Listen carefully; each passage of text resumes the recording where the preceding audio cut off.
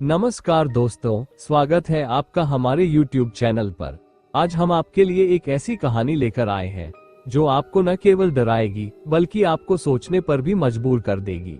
ये कहानी है एक ऐसे रहस्य की जो रात की खामोशी में छिपा है और एक मुस्कान जो किसी की भी आत्मा को अपने शिकंजे में ले सकती है।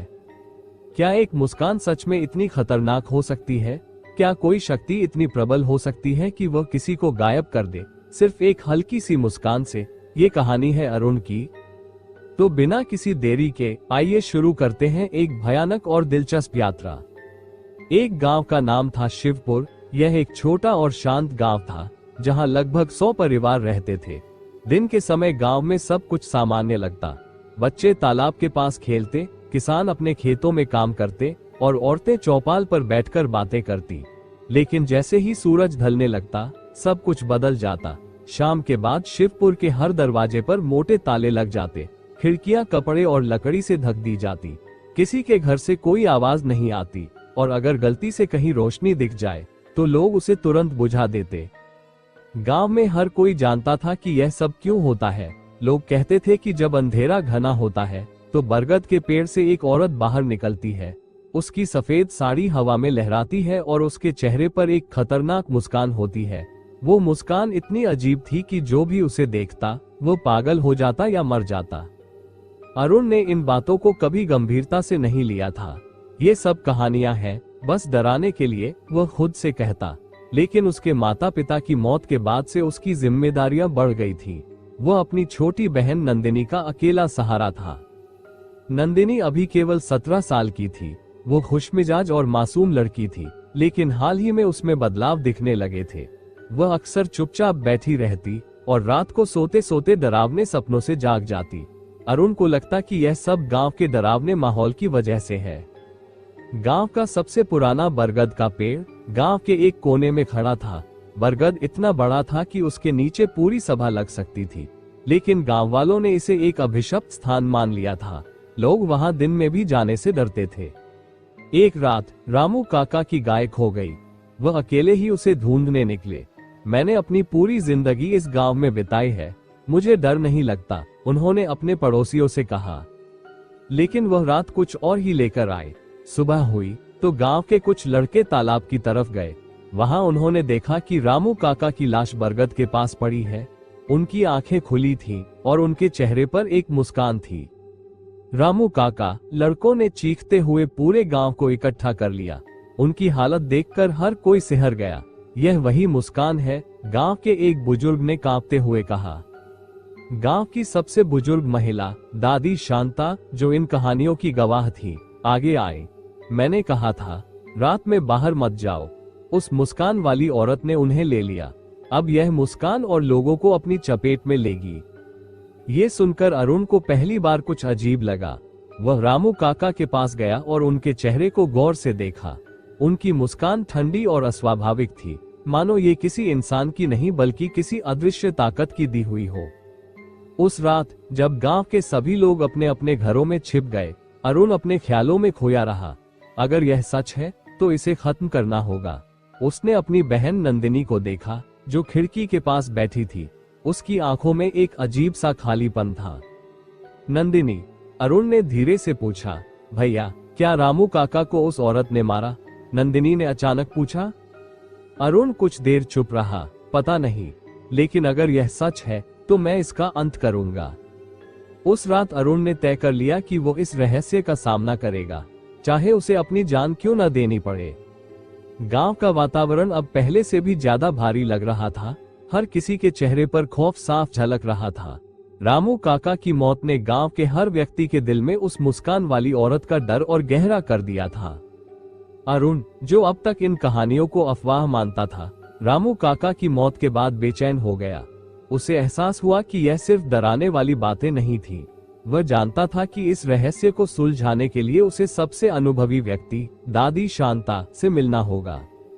दोपहर के समय जब सूरज की रोशनी गांव पर हल्की हल्की पड़ रही थी, अरुण ने दादी शांता के घर की तरफ रुख किया। उनका घर गांव के किनारे पर एक ऊंचे स्थान पर बना था, जहां से पूरा गांव नजर आता था। घर छोटा था, लेकिन उसके चारों तरफ तुलसी के पेड़ लगे हुए थे। ऐसा लगता था कि दादी ने खुद को हर बुरी ताकत से बचाने के लिए इसे तैयार किया हो। दादी शांता ने अरुण को देखकर कहा, तू आ गया है, तू जरूर कुछ बड़ा सोच रहा है, अंदर आ जा। अरुण अंदर गया तो उसने देखा कि दीवारों पर देवी देवताओं की तस्वीरें लगी थी। धूप और चंदन की खुशबू से घर का हर कोना महक रहा था। एक कोने में लाल धागों और तावीजों का ढेर रखा था। दादी, मुझे सब कुछ बताइए। रामू काका की मौत के पीछे कौन है, और वह औरत कौन है जिसके बारे में सब कहते हैं? अरुण ने सीधा सवाल किया। दादी ने एक गहरी सांस ली। उनकी आंखें मानो एक पुरानी दबी हुई याद में खो गईं। उसका नाम सुधा था। दादी ने कहना शुरू किया, सुधा इस गांव की सबसे खूबसूरत लड़की थी। उसकी मुस्कान में ऐसा जादू था कि लोग उसे देखते ही मंत्रमुग्ध हो जाते थे। उसकी आंखें गहरी थीं, जैसे उनमें पूरी दुनिया छिपी हो, लेकिन यही खूबसूरती उसके लिए अभिशाप बन गई। अरुण ने पूछा, वो कैसे दादी? दादी ने कहा, गांव के ठाकुर रघुनाथ सिंह की नजर सुधा पर पड़ी। ठाकुर स्वभाव से क्रूर और अहंकारी था। उसने सुधा को अपना बनाने की ठान ली। उसने कई बार सुधा से मिलने की कोशिश की, लेकिन हर बार सुधा ने उसे ठुकरा दिया। ठाकुर का गुस्सा बढ़ता गया। फिर क्या हुआ? अरुण ने उत्सुकता से पूछा। दादी ने आगे कहा, ठाकुर ने अपनी ताकत का इस्तेमाल किया। उसने गांव में अफवाह फैला दी कि सुधा जादूगरनी है। उसने कहा कि उसकी मुस्कान में काला जादू है, जिससे लोग पागल हो जाते हैं। ठाकुर ने गांव वालों को इस हद तक भड़काया कि लोग सुधा को गांव के लिए खतरा मानने लगे। दादी की आवाज भारी हो गई। एक दिन ठाकुर ने गांव के लोगों को बरगद के नीचे इकट्ठा किया। उसने कहा कि अगर सुधा को नहीं रोका गया तो गांव पर विनाश आ जाएगा। गांव वालों ने उसकी बात मान ली। उन्होंने सुधा को जबरदस्ती उसके घर से खींचकर बाहर निकाला। अरुण ने बेचैन होकर पूछा, और फिर? दादी ने कहा, उन्होंने उसे बरगद के नीचे बांध दिया। उसकी चीखें आसमान में गूंज रही थी, लेकिन कोई उसकी मदद को आगे नहीं आया। ठाकुर ने आग लगाने का आदेश दिया। जैसे ही आग की लपटें सुधा के शरीर तक पहुंची, उसने आखिरी बार अपनी मुस्कान के साथ कहा, तुम सबने मेरी मुस्कान छीन ली। अब यह मुस्कान तुम्हारी सबसे बड़ी सजा बनेगी। अरुण की रीढ़ में एक ठंडी लहर दौड़ गई। दादी, क्या सच में वो आत्मा अब भी गांव में है? दादी ने सिर हिलाया। हाँ, वो हर रात बरगद के पास आती है। अगर कोई उसे देख ले तो उसकी मौत तय है।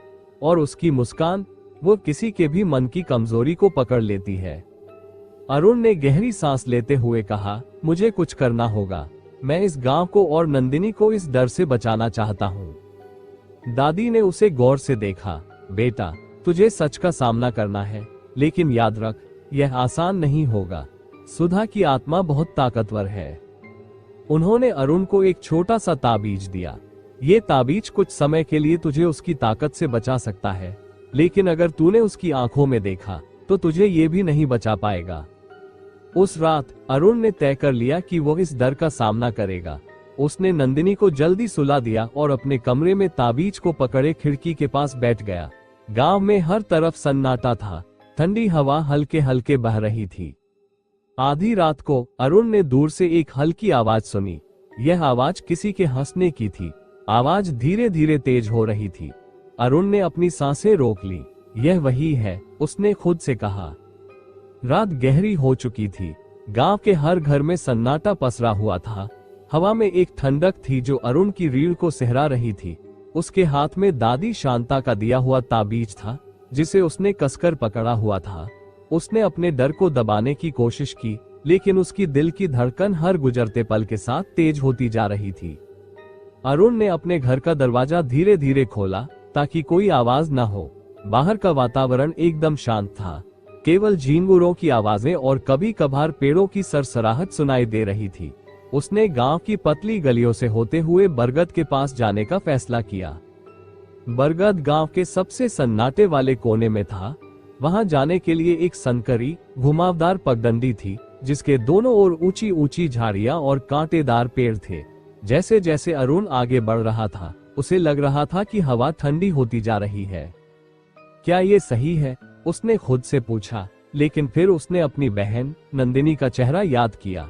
मुझे ये करना ही होगा। जब वो बरगद के करीब पहुंचा तो उसने देखा कि वहां की हवा और भारी हो गई थी। वो पेड़ किसी राक्षस की तरह लग रहा था, जिसकी शाखाएं अंधेरे में अजीब आकृतियां बना रही थीं। तभी उसने देखा, पेड़ के पास एक सफेद छाया खड़ी थी। वो हवा में तैर रही थी। अरुण की आंखें उस छाया पर टिक गईं। वह औरत थी।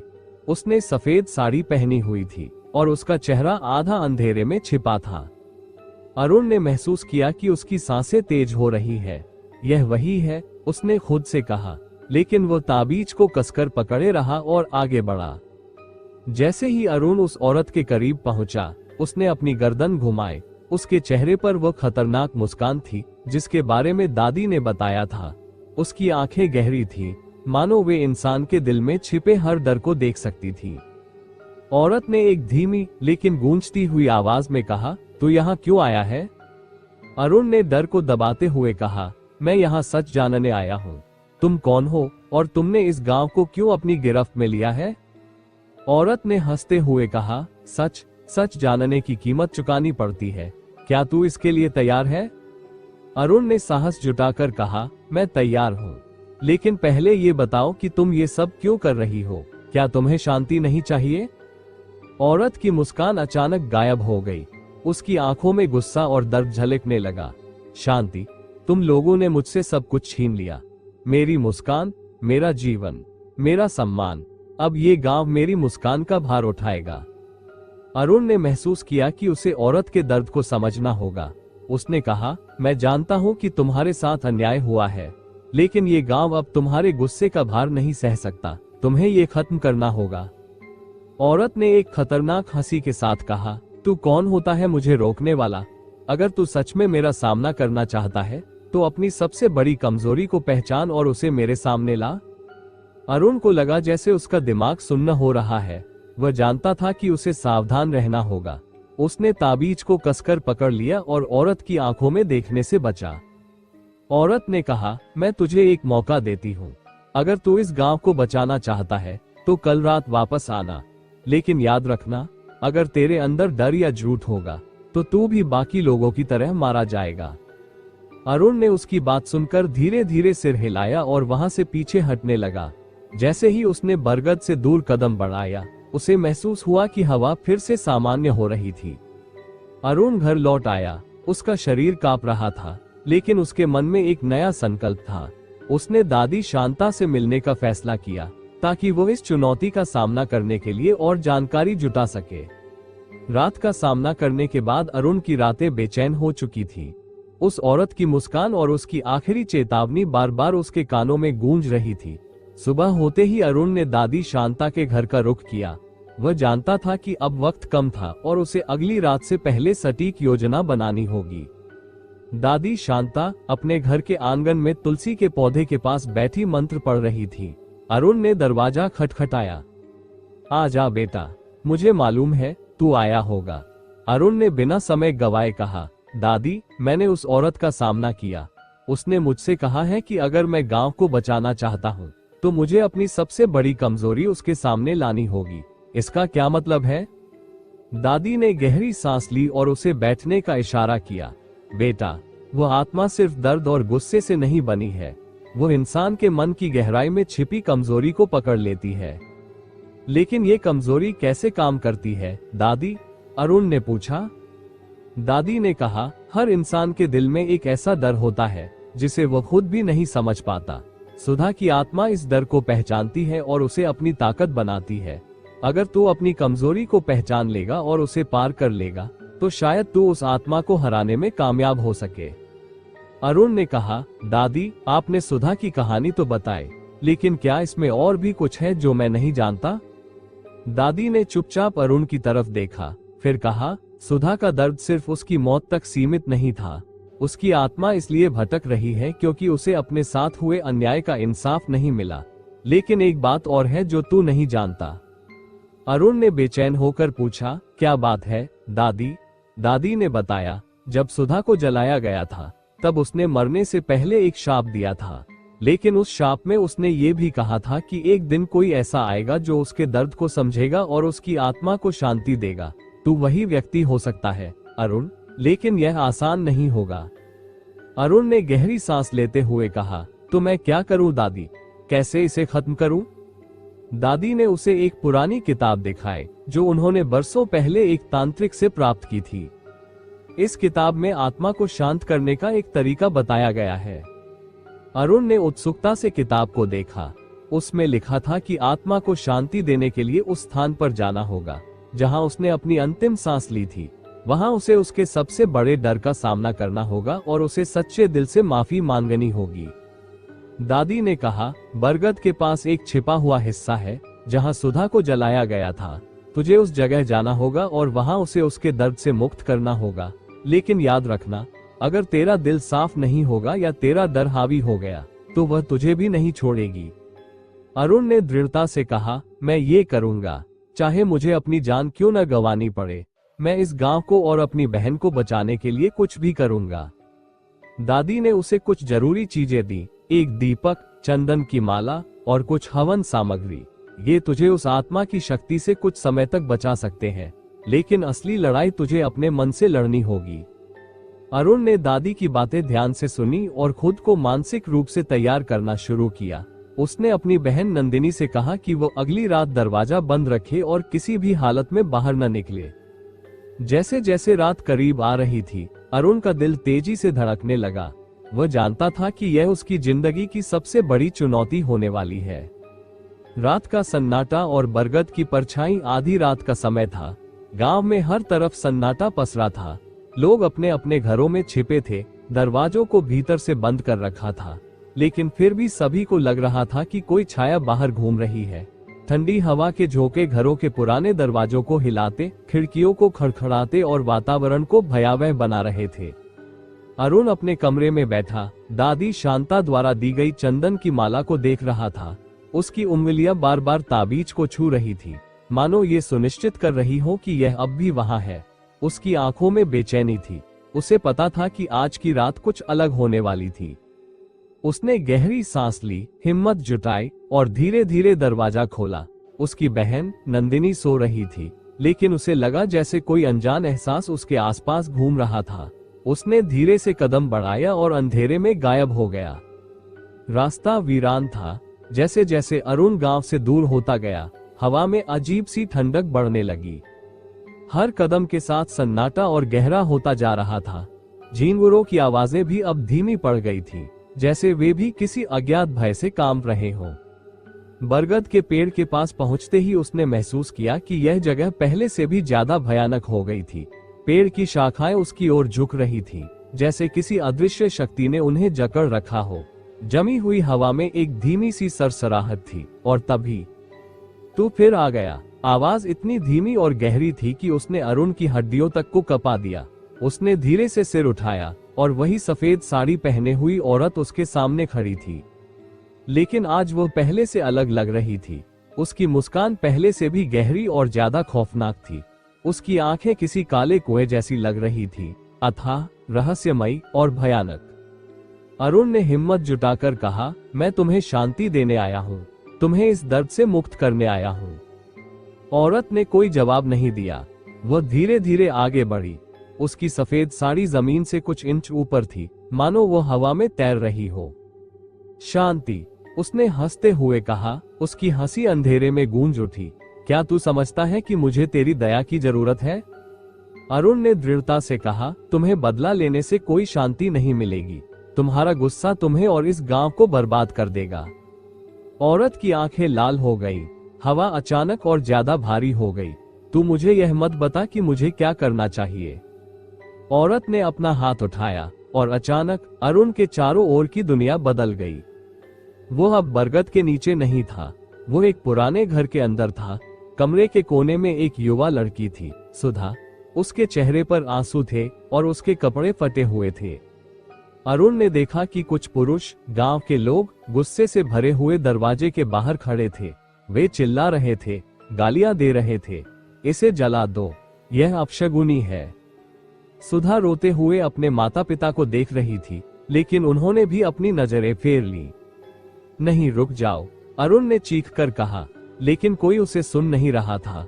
उसके सामने सुधा को घसीटकर बाहर लाया गया और गांव वालों ने उसे लकड़ियों के ढेर पर फेंक दिया। सुधा ने कांपते हुए अपने हाथ जोड़े, मैंने कुछ नहीं किया। लेकिन उसकी आवाज किसी ने नहीं सुनी। लपटें उठी, चीखें गूंजी।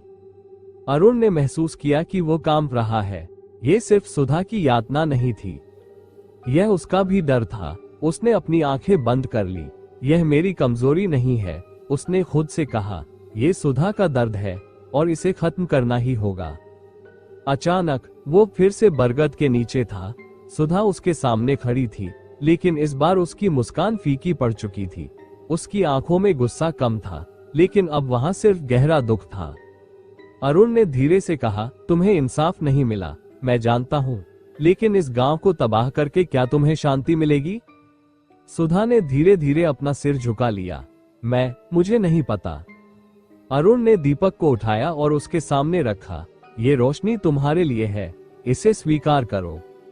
सुधा ने दीपक की ओर देखा। उसकी आंखों में आंसू छलक आए। धीरे धीरे उसकी छवि धुंधली होने लगी, हवा हल्की होने लगी। सुधा ने अरुण को देखा और धीमे स्वर में कहा, धन्यवाद। और फिर वो गायब हो गई। अरुण ने महसूस किया कि हवा में हल्कापन आ गया था। बरगद अब उतना डरावना नहीं लग रहा था। उसे लगा जैसे गांव से कोई बड़ा बोझ हट गया हो। उसने एक लंबी सांस ली और दादी शांता के पास लौटने का फैसला किया। रात की उस भयावह मुठभेड़ के बाद अरुण जब गांव की ओर लौटा तो उसे महसूस हुआ कि हवा अब पहले से हल्की और शांत थी। पक्षियों की हल्की हल्की चहचहाहट सुनाई देने लगी थी। ऐसा लग रहा था जैसे पूरा गांव किसी अदृश्य भार से मुक्त हो गया हो। लेकिन अरुण के मन में अब भी हलचल थी। क्या सुधा सच में मुक्त हो गई थी, या ये सिर्फ एक भ्रम था? जवाब के लिए वो सीधा दादी शांता के घर की ओर बढ़ा। जैसे ही अरुण ने दरवाजे पर दस्तक दी, दादी ने तुरंत दरवाजा खोल दिया। उनकी आंखों में चिंता थी, लेकिन जब उन्होंने अरुण को सही सलामत देखा तो एक राहत की झलक उभरी। आ गया तू, दादी ने धीमी आवाज में कहा। अरुण ने सिर हिलाया। हाँ, लेकिन मुझे नहीं पता कि मैंने सच में सुधा को मुक्त किया या नहीं। दादी ने उसे अंदर बुलाया और बैठने का इशारा किया। उन्होंने तांबे के लोटे में पानी लाकर उसे हाथ धोने को कहा, फिर उसके माथे पर हल्दी का टीका लगाया। बता वहां क्या हुआ था? अरुण ने उन्हें पूरी घटना सुनाई। कैसे सुधा ने उसे उसकी सबसे बड़ी कमजोरी दिखाई, कैसे उसने उसका सामना किया और कैसे सुधा की आत्मा अंत में गायब हो गई। दादी ने ध्यान से सुना, फिर कुछ पल चुप बैठी रही। उनके चेहरे पर एक अजीब सी गंभीरता थी। तूने अच्छा किया अरुण, दादी ने कहा, लेकिन याद रख, कुछ आत्माएं इतनी आसानी से मुक्त नहीं होती। अरुण चौंका। मतलब? दादी ने धीमे स्वर में कहा, सुधा का गुस्सा तो शांत हो गया होगा, लेकिन उसकी आत्मा का असली बंधन अभी टूटा नहीं है। जब तक उस अन्याय का सच सबके सामने नहीं आएगा, तब तक उसकी आत्मा पूरी तरह मुक्त नहीं होगी। मतलब हमें उसकी कहानी सबको बतानी होगी? अरुण ने पूछा। हाँ, दादी ने सिर हिलाया। सुधा को जलाने वाले लोग अब भी गांव में रहते हैं। वे अब बूढ़े हो चुके हैं, लेकिन उनके किए का प्रायश्चित नहीं हुआ। जब तक वे अपने अपराध को स्वीकार नहीं करते, सुधा की आत्मा पूरी तरह मुक्त नहीं हो सकती। अरुण के रोंगटे खड़े हो गए। उसे समझ आ गया था कि यह लड़ाई अभी खत्म नहीं हुई थी। उसी समय गांव में अजीब हलचल शुरू हो गई। कुछ लोगों ने दावा किया कि उन्होंने रात को अंधेरे में सफेद साड़ी पहने एक छाया को देखा था। कुछ ने कहा कि उन्हें किसी के रोने की आवाज सुनाई दी थी। अरुण ने गांव के चौपाल की ओर कदम बढ़ाए, जहां पहले से ही कुछ लोग इकट्ठा थे। क्या सच में आत्मा चली गई? एक बुजुर्ग ने पूछा। नहीं, अरुण ने दृढ़ता से कहा, सुधा की आत्मा को तब तक शांति नहीं मिलेगी जब तक उसका सच सामने नहीं आता। गांव वाले एक दूसरे की ओर देखने लगे। कुछ लोगों के चेहरे सफेद पड़ गए। अरुण ने गौर किया कि कुछ बुजुर्ग लोग अचानक असहज महसूस करने लगे थे। तू किस सच की बात कर रहा है? एक आदमी ने घबराकर पूछा। अरुण ने कहा, वही सच जो बरसों से इस गांव में छिपाया जा रहा है। सुधा को किसी श्राप या पाप के कारण नहीं जलाया गया था। उसे जिंदा जलाने का फैसला कुछ लोगों ने लिया था, और वे आज भी इस गांव में है। चारों तरफ सन्नाटा छा गया। किसी की भी हिम्मत नहीं हो रही थी कुछ कहने की।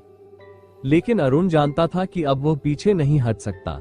अरुण के शब्दों ने गांव में भूचाल ला दिया था। चौपाल पर बैठे लोग पहले तो खामोश हो गए, लेकिन फिर चारों ओर फुसफुसाहट शुरू हो गई।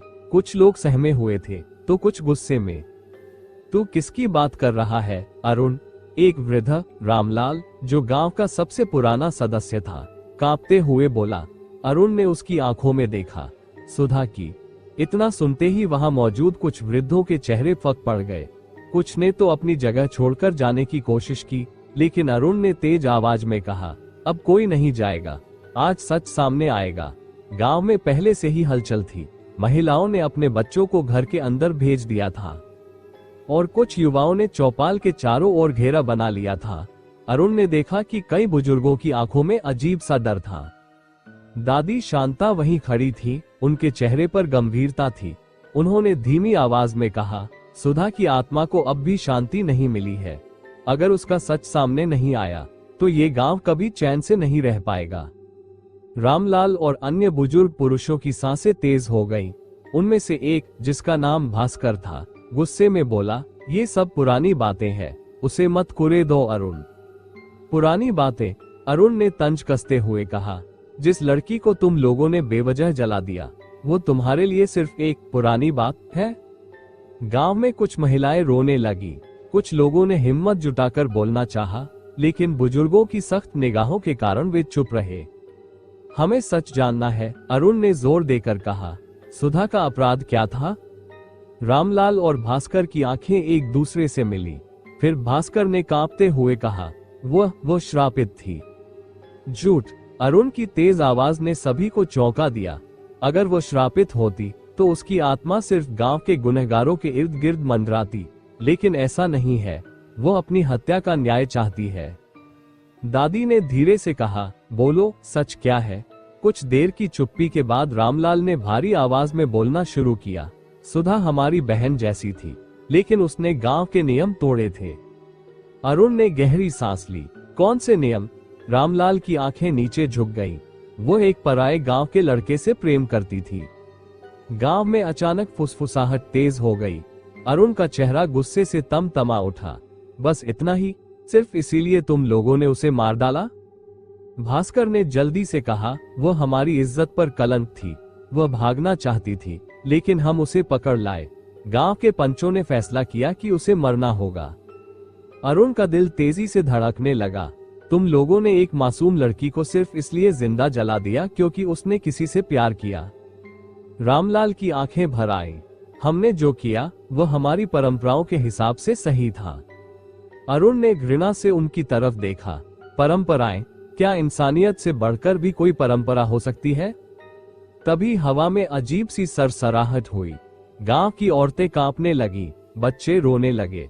अरुण को महसूस हुआ कि हवा में अचानक ठंडक बढ़ गई थी। वह आ रही है, दादी शांता ने धीमे स्वर में कहा। गांव की लालटेन हल्के हल्के झिलमिलाने लगी। हवा में फुसफुसाहट गूंजने लगी। एक महिला की धीमी, दर्द भरी आवाज, मुझे न्याय चाहिए। गांव के लोग भयभीत हो गए। कुछ तो भागने लगे, लेकिन अरुण अडिग खड़ा रहा। सुधा, हम तुम्हें सुन सकते हैं। हम तुम्हारे लिए इंसाफ लाएंगे, अरुण ने कहा। अचानक रामलाल और भास्कर जमीन पर गिर पड़े। उनके शरीर कांपने लगे और उनके चेहरे पर गहरे भय की लकीरें खींच गई। नहीं नहीं, रामलाल बड़बड़ाने लगा, हमें माफ कर दो, हमें माफ कर दो।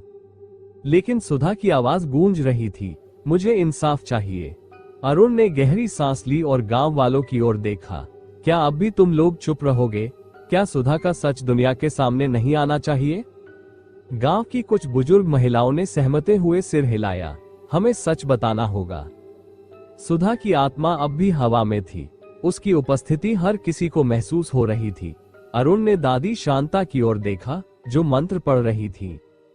सुधा, अगर तुझे न्याय मिले तो क्या तू मुक्त हो पाएगी? दादी ने पूछा।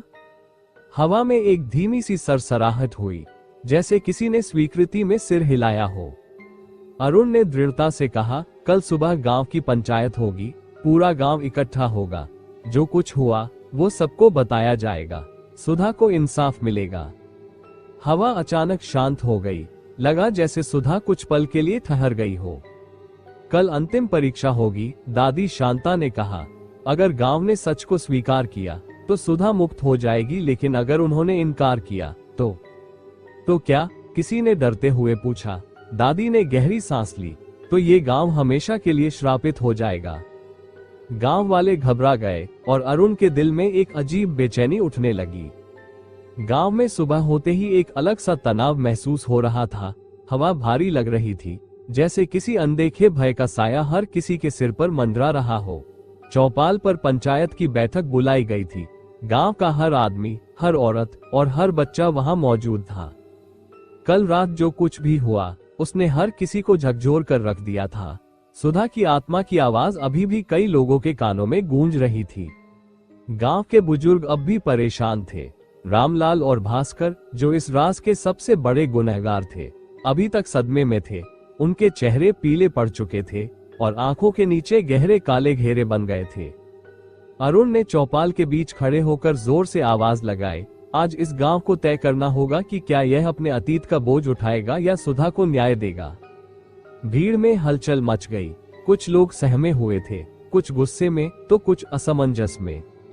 एक वृद्ध आदमी, गोपाल, जो पंचायत के मुखिया थे, उठकर बोले, अरुण, तू जिस बात की जिद कर रहा है वो गांव के लिए अच्छी नहीं है। जो बीत गया उसे बीत जाने दे। अरुण ने ठंडी निगाहों से उसे देखा। तो क्या तुम कह रहे हो कि सुधा को न्याय नहीं मिलना चाहिए? गोपाल ने गहरी सांस ली। ये सब पुरानी बातें हैं। इस गांव के नियम सदियों से चले आ रहे हैं। अगर हमने उसे जलाया तो शायद उसके कर्म ही ऐसे थे। ये सुनते ही गांव की कुछ महिलाएं सहमकर एक दूसरे को देखने लगी। एक औरत, जिसे अरुण बचपन से जानता था, धीरे से बोली, लेकिन सुधा ने कुछ गलत नहीं किया था, उसने सिर्फ प्यार किया था। गोपाल ने उसे घूरा और वह औरत चुप हो गई। अरुण ने आवाज बुलंद की, क्या ये गांव आज भी अंधविश्वास के बंधनों में जकड़ा रहेगा या सच को स्वीकार करेगा? अचानक हवा में एक अजीब सी सनसनाहट हुई। भीड़ में खलबली मच गई। देखो, पेड़ों की शाखाएं बिना हवा के हिल रही है, मिट्टी से धूल उड़ रही है। और फिर गांव के बीचों बीच खड़े पुराने पीपल के पेड़ के नीचे एक सफेद परछाई प्रकट हुई। उसकी आंखें चमक रही थी। चेहरा वैसा ही था जैसा अरुण ने पहले देखा था, गुस्से से भरा हुआ, लेकिन आंखों में करुणा भी थी।